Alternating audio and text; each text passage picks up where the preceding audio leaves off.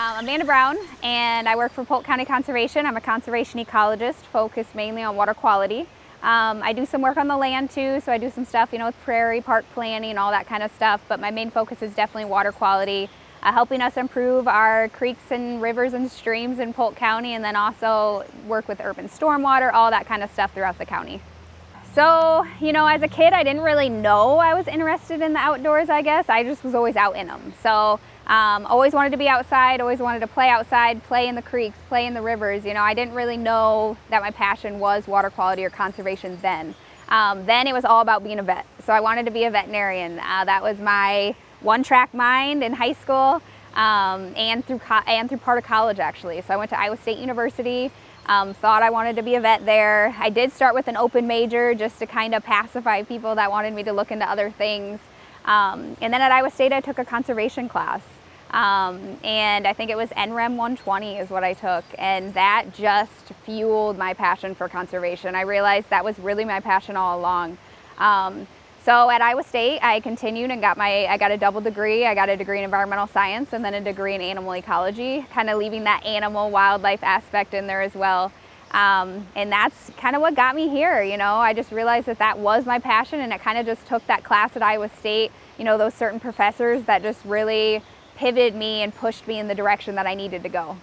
I grew up over in eastern Iowa on an acreage just about 10 miles west of Cedar Rapids. So a small town closest by is Norway, Iowa, or Atkins, Iowa. Went to Benton Community High School. So I was really immersed in it. I grew up in the middle of the country, not in the middle of the city. So I was always outside. And then, another thing that really drove my childhood to be more conservation minded is every year we'd go up to Yellow River State Forest. And that was like the highlight of my year. And up there, of course, you're immersed in the woods. You're immersed in everything up there that's outdoors. We didn't even have cell service, no electricity. It was all just nature. So, just growing up in that way and not really in the middle of the city, I think maybe if I was in the middle of the city, I still probably would have developed that passion because I really think it's my calling. But it really helped, I think, being immersed in it all the time, every day, always out in nature. And my parents really love it too, which helped. If I could do anything, choose anything to do every single day for the rest of my life, it would be anything outside. So, but mainly I think it would be walking our rivers and streams. Right out of college, one of my first job duties was walking a bunch of our streams here in Polk County and looking at the water quality, looking at, what the substrate underneath looked like, look what the banks looked like, figured out those areas that we need to address. But really when you're in our streams and rivers, and even on a kayak, on a canoe, any way you can get down in the river, you really feel like you're in wildlife. You're immersed in it. There's a lot of stuff going on around you. You see a lot of cool things. You can see river otters, you can see beavers, you can see a bunch of different birds because, just like we tend to flock towards water, so do animals. So you get to see a bunch of animals that are down there. It also tends to be more remote. So, you're not having a big population of people in the creek or river or stream. So when you're in there, you really feel immersed in nature. Even in the middle of the city, you hear the brooks running or the water running over rocks, and it really drowns out all the other noise. So it's really peaceful. You can see a lot of cool stuff, and I think that's what I'd spend every day doing is just either floating in a canoe or kayak or walking down our rivers and streams. When you look at a creek and you see it just looks dirty, and you see it's almost brown and not clear, and you just think, oh, that's just a river or creek in Iowa. That's kind of just how they always are. Really, that's telling us that there's something going on upstream, or we're losing a bunch of soil from our landscape.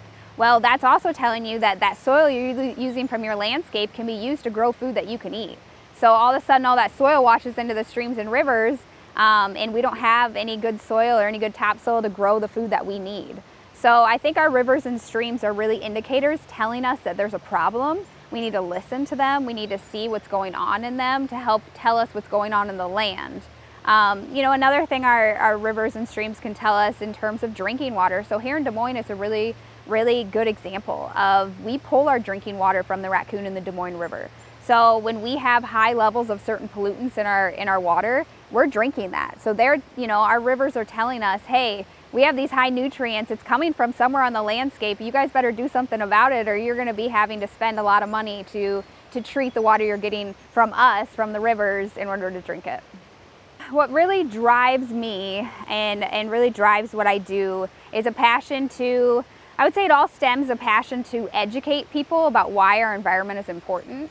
But another driver, I guess, that is more recent is my kids. So, I realize that our environment, the way it's going and the way it's projected to go, may not be as good for my kids when they get my age. They may not have the luxury of clean water to drink out of the tap, all those types of things. And that's a really driving factor for me. I want them to not have to worry about where they're going to get clean water or where they're going to get food to eat on the table because our environment has gotten so bad that, the farmers can't grow food anymore.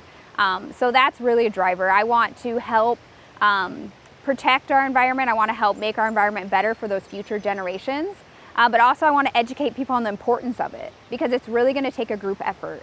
It's really going to take someone instilling that passion in others and them seeing a passion for the outdoors. Because I think when everyone gets immersed in the outdoors, they really realize how important it is, how it's a big part of their life, and maybe they just don't realize it right away. And once they see that, they then realize how important it is and how it affects every aspect of their life, from the water they drink to just even their daily commute. So really that one, my kids, really instill that passion, but then also just that passion for helping others realize how important our environment is and how important and how it affects our daily lives.